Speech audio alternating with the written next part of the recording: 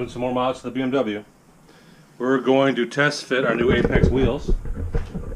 That is one of the rear wheels right there. And I'm going to get the motorcycle out of here and we're going to test fit it. And we also have a brake sensor to replace. Apparently on these BMWs, the sensor is a wearable item. And basically what that means is when it starts to wear on the sensor, it gives you a estimated mileage, or about there. And then basically from that point on, based on the degradation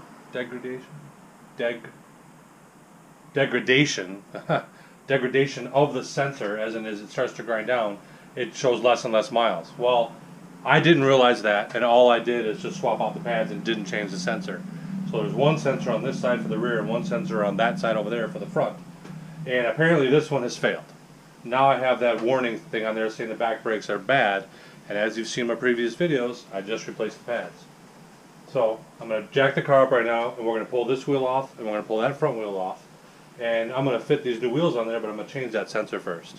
And basically, I think you got to use like a little pry bar or whatever and pop it out and then unplug the connection and plug the new one in. And it should correct the problem. We will see.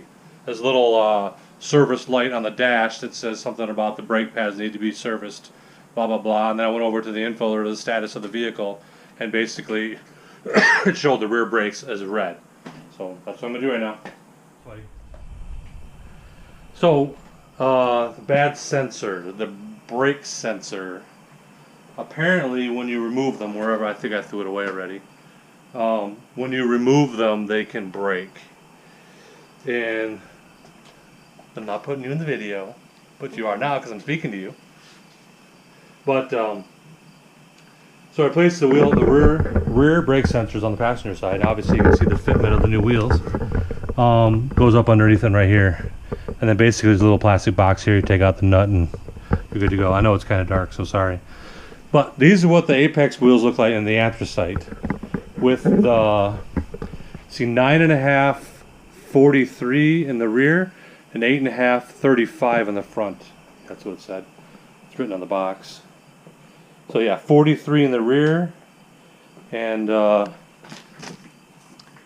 35 in the front.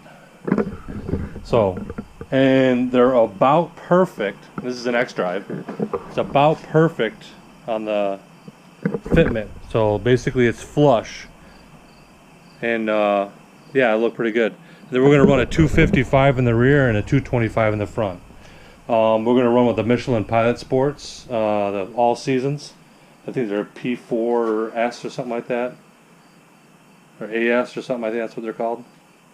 But that's what this color looks like. Now we're talking about changing the color. Yeah, we haven't decided to yet. We're not sure exactly what we're going to run. You're going to have to stay tuned and watch a future video and see. So, but that's the fitment. It looks pretty good.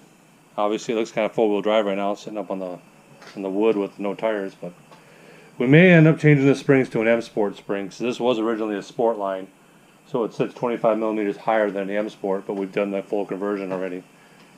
The only thing we don't have is the rear brakes, but who cares about rear brakes? You don't need them. It obviously has the front ones. I'm not changing the brakes out. They're fine. This thing stops really well. So, all right.